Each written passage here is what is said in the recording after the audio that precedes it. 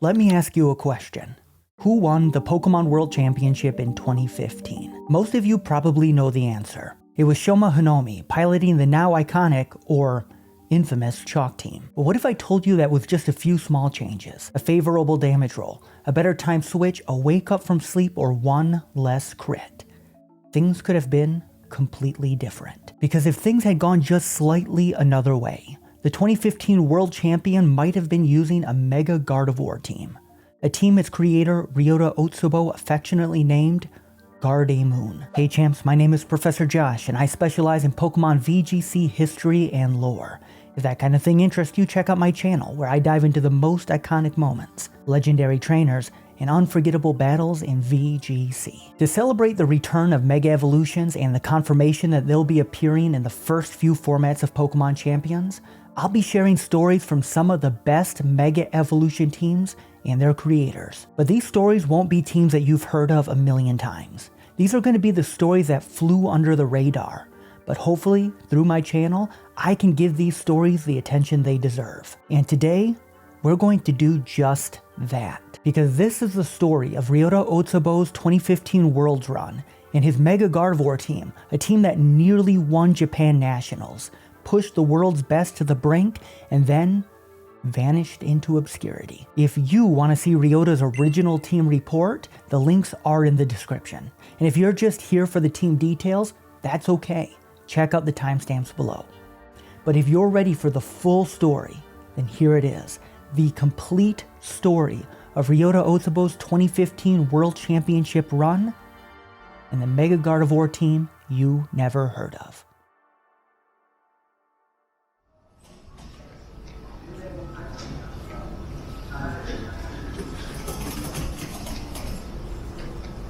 The date was August 19th, 2015. Ryota Otsubo was boarding a flight to Boston, Massachusetts, alongside Shoma Honami, Daiki Moriyama, and the rest of the Japanese delegation representing their country at the Pokemon World Championships. Shoma was cracking jokes, and the mood was electric with anticipation. The group, totaling 50 or so people, were boarding their plane for the United States, and while the weather was muggy and overcast, Ryota didn't really care.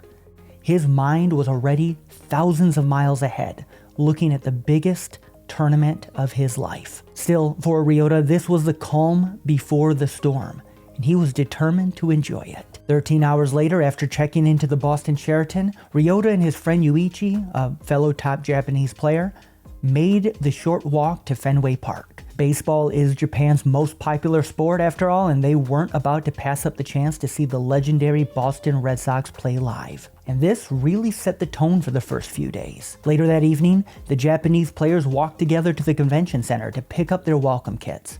For Ryota, one item stood out. For VGC, there was a battle mat, a new item that didn't exist last year. Putting your 3DS on this to battle is hype. In those early moments, there were no signs of the pressure that lay ahead. Just a group of friends exploring a new city, soaking in the excitement of Worlds Week.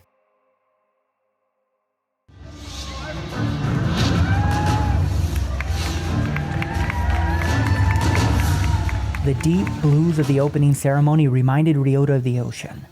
Having earned his ticket to Day 2 through his strong finish at Japan Nationals, Ryota spent Day 1 watching side events and warming up for the competition. But by the time the tournament began, he had just one goal on his mind. I want to achieve what I couldn't last year. Win it all. Champs, this is where I'm going to break down Ryota's team.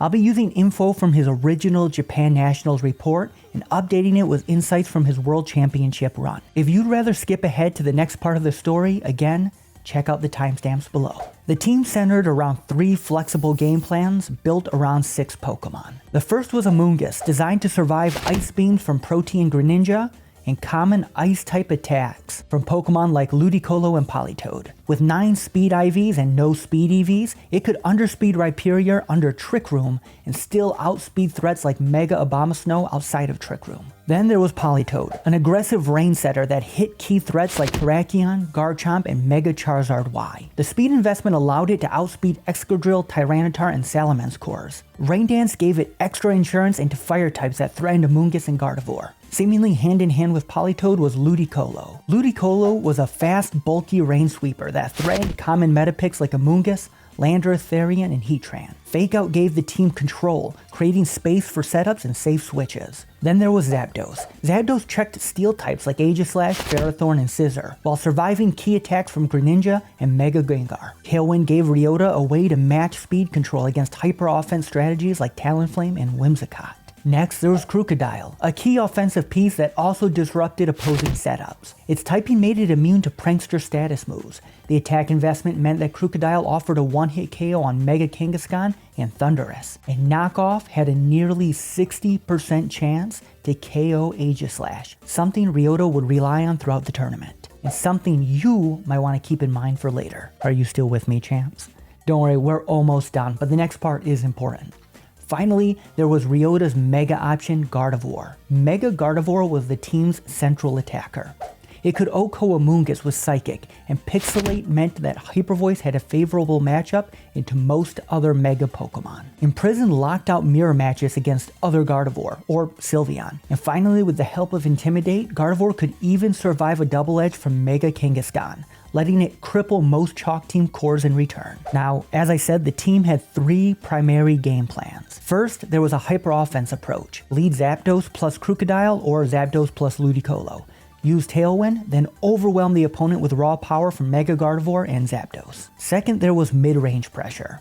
Lead Gardevoir plus Krookodile. Use Intimidate and strong spread damage to chip away at the opponent's team gradually. Finally, there was the Guard a Moon mode, for which the team is named. Lead Gardevoir plus Amoonguss, backed by Politoed and Ludicolo. The rain support gave Gardevoir and Amoonguss added protection against threats like Charizard, Heatran, and Tyranitar, while creating a powerful offensive synergy that was difficult to stop. With this team, Ryota felt prepared for anything, or at least he did.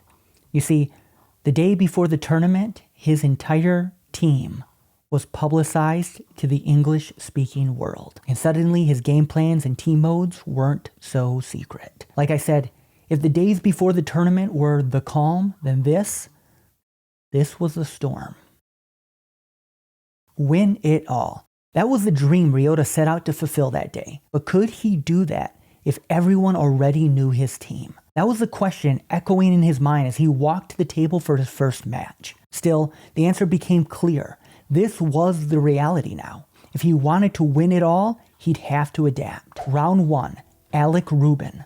Alec was running a variant of the popular Chalk team. Instead of using Thundurus though, he had Sylveon. Ryota led Gardevoir and Amoonguss into Kangaskhan and Amoonguss. His opponent swapped into Cresselia and tried to set Trick Room. Ryota went for Spore, but Cresselia revealed safety goggles.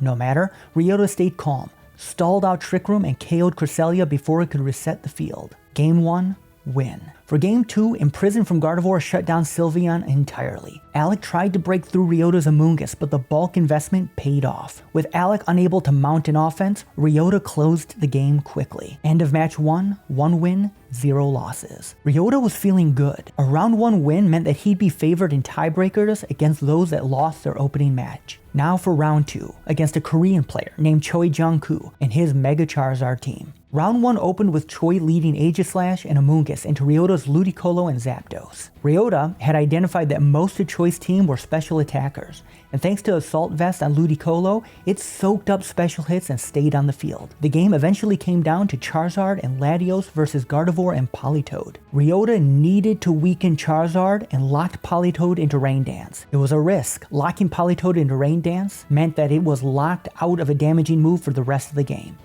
But the risk paid off. Game 1, win. In Game 2, Choi led with Terrakion and Latios. Ryota responded with Politoed and Ludicolo, solid into that core. But then came the misstep. Instead of switching out Politoed to preserve rain control, Ryota doubled into Latios. This gave Choi a free switch to Mega Charizard, claiming weather control, and the momentum shift proved too much. Game 2, loss. Game 3 was Krookodile time. With a strong early knockoff into Aegislash and damage into Thundurus, Choi's offensive core completely fell apart. And just like that, Ryota secured the win. End of match 2, 2 wins and 0 losses. Ryota's third match was against none other than Hideyuki Taida. Some might say that Hideyuki was his rival. In Japan Nationals that year, Ryota only narrowly won out over Hideyuki. But now, it was the rematch. Game 1, Ryota led Crocodile and Amoonguss into Kangaskhan and Aegislash. He went for superpower, but Kangaskhan survived? That was a bad roll, a very bad roll. From there, the dominoes fell. Ryota was soon down to just Gardevoir against a full-strength Aegislash and Landorus T. Game 1, loss. Game 2, Ryota pivoted, leading Zapdos and Crocodile into Kangaskhan and Thundurus. Zapdos went down, but not before setting Tailwind. With the speed advantage, Ryota cleared both lead Pokemon. But then came the problem. Hideyuki's Aegislash had Shadow Sneak. With priority, it could tear through Ryota's team. Crocodile had one shot. It went for knockoff. But do you remember that damage roll from earlier? It didn't work out. Ryota lost again. End of match 3, 2 wins, 1 loss. That loss was heartbreaking for Ryota, but he did feel like he learned a lot. Lessons he fully intended on utilizing in future matches. Ryota felt that he could still win it all. He didn't have to let a singular loss, a bad damage roll, define his entire tournament. Round 4 started, and it was against a player from the UK, Jamie Miller. Jamie's team had 2 fire types, Blaziken and Arcanine. Seemingly easy targets for Ryota's Rain Core. However, Jamie didn't make it all the way to Worlds by overlooking the type chart. To counter this apparent weakness, he brought Ferrothorn and Gastrodon, any one of which could completely cripple a Rain team, but he had both. Keeping this in mind, Ryota led Gardevoir and Crocodile into Staraptor and Blaziken. Turn 1, Staraptor used Final Gambit to KO Gardevoir. Not great. But Ryota adapted. Zapdos cleared Ferrothorn with Heat Wave, Crocodile beat Gastrodon, and Politoed pinned Blaziken in the endgame. Game 1, win. Game 2, Ryota led Amoonguss and Zapdos. Staraptor tried Final Gambit again, but Amoonguss survived. Tailwind went up, and just like that, Ryota never let go. End of match 4, 3 wins, 1 loss. Ryota felt like he was coming into form, but the tournament was far from over. At this point, he still had room for 1 more loss, but if he was going to win it all, it was best not to push his luck. For round 5, he was set to play against a friend, Yasumatsu. Yasumatsu was running Mega Gardevoir and Blastoise with Water Spout. Ryota prepared for this by leading his own Gardevoir plus Ludicolo, hoping to catch Blastoise with a fake out. But Yasumatsu didn't bring it. Instead, he opened with Thundurus and Landorus T, catching Ryota out of position. In the opening turns, Amoonguss switched in for Yasumatsu, and then caught Politoed with a Spore as Ryota tried to reposition. The pieces just started falling. Ryota needed a fast Politoed wake up. If Politoed could wake up in 2 turns, the game could still be salvaged. But it stayed asleep. Game 1, loss. Game 2, Ryota played much safer, going with his signature Gardemoon mode. Yasumatsu led Gardevoir and Thundurus, then swapped to Landorus. It's fine, Ryota's Gardevoir was built to survive an earthquake, but it didn't? A critical hit. Ryota did his best to claw back, even managing to freeze Thundurus with an Ice Beam, but it just wasn't enough. End of round 5, 3 wins, 2 losses. That was the end of any leeway that Ryota had. From here on out, he had to win everything. There were still 2 rounds left, but Ryota was out of room for mistakes. His world must have been spinning as he rushed from his last possible loss to the next round. Round 6 was against an Italian player, Eugenio Descalzi. Eugenio's team had both Tailwind and Trick Room. Ryota would need to call his modes correctly if he didn't want to fall behind. Game 1, Ryota led Gardevoir and Crocodile into Talonflame and Dusclops. Ryota needed to make a call, and he decided to target Dusclops. He believed that his opponent wanted to use Trick Room, not Tailwind. He needed to be right, desperately, or this would all be over. His opponent switches. Talonflame. Dusclops receives the attacks and feints. Here, Ryota is in position and takes Game 1. Game 2, Eugenio didn't bluff Tailwind this time. He led Dusclops and Hariyama into Ryota's Gardemoon. Ryota spored Dusclops, denying Trick Room, but Eugenio didn't give in. He brought out Heatran, and Ryota switched in Crocodile. Now, fearing Earthquake from Crocodile, Eugenio should switch Heatran back out, right? But Heatran stayed in and attacked. Next turn, still no switch, another attack. Ryota finally attacks Heatran, but by then, his team had been worn down. Game lost. This is getting scary. It's time to focus. Game 3, Talonflame and Heatran into Gardevoir and Krookodile. In the opening moves, Talonflame burned Krookodile, but Ryota kept attacking. Eventually, he brought it down to Politoed and let the rain take over. Water attacks rained down and Talonflame fell. Then Heatran. Then the rest. End of match 6, 4 wins, 2 losses. Ryota had made it this far. One more round, and it was everything. The difference between top cut and elimination. The Storm had become a supercell. Round 7. Luca Brettling pause. Now, already there was a problem. A big one. Luca was running Mega Venusaur. A nightmare for Ryota's team. It had a positive offensive matchup into over half of Ryota's Pokemon. Thanks to its thick fat ability, it tanked ice and fire type attacks, resisted most of Ryota's offense, and bullied half of the Gardemoon core. Ryota only had one real option.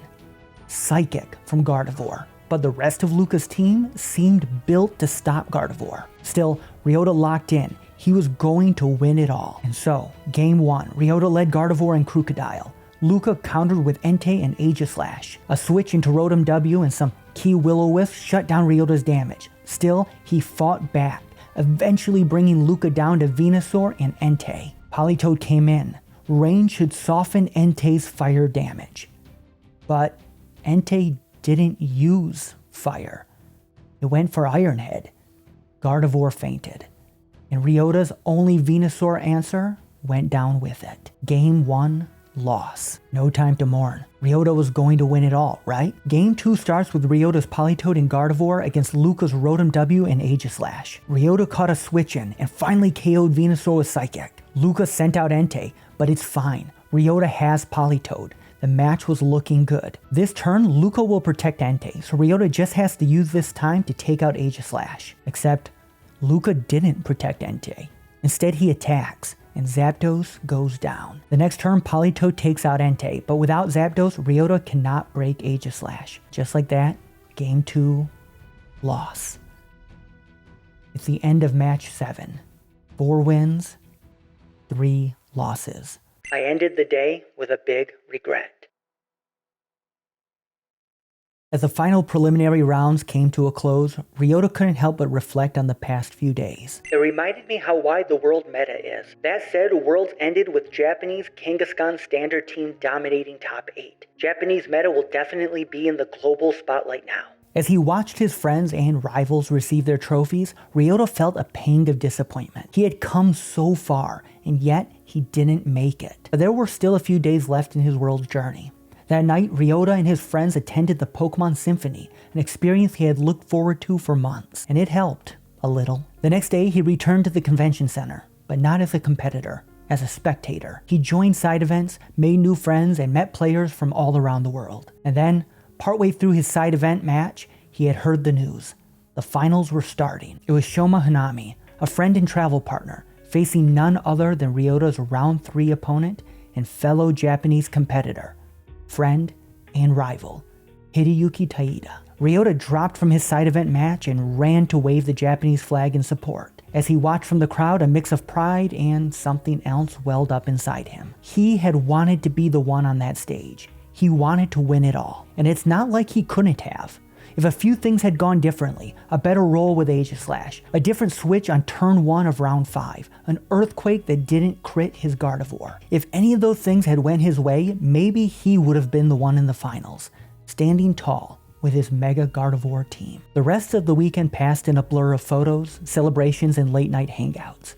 And on the final day of Worlds, Ryota met with the rest of the Japanese delegation in the Sheraton lobby. As he looked around, he realized something. Every other Japanese Masters player had earned a trophy or a prize. Ryota had nothing. His hands were empty. There were no medals around his neck, just the pitting feeling of disappointment in his chest. And then from across the room, Shoma caught his eye. Yo, you lost in prelims? Shoma. Classic Shoma, always joking. Ryota would remember that. On August 26, 2015, Ryota landed back in Narita. The flight was long. His mind was swirling. But as he landed, one thought cut through it all. Next time, or maybe the time after that, I want to be world champion. I want to win it all. And champs, you probably know how that went. Ryota Otsubo is your 2017 Masters World Champion. Fantastic adaptation over the course of the set from Ryota there. Game 1, a little bit bruising for him, but fantastic plays in both Game 2 and 3. Thanks for watching. Pika pika. Hey champs, thanks so much for watching. Like I said, I've got a bunch more of these planned leading up to the release of Pokemon Champions and the return of the Mega Evolution meta. If you want to see more stories like this, I'd love for you to subscribe so you don't miss the next one. You know, nobody's really telling these kinds of stories, but I think this history deserves to be remembered. So if you enjoyed the video, please drop a like. It's free, but it genuinely helps me out a ton. And I would love to keep bringing these stories to you. And if you want to keep watching, I think you're going to love this video over here. It's all about Japan and the strength of its player base. Go check it out. All right, champs, I'll see you soon, and bye-bye.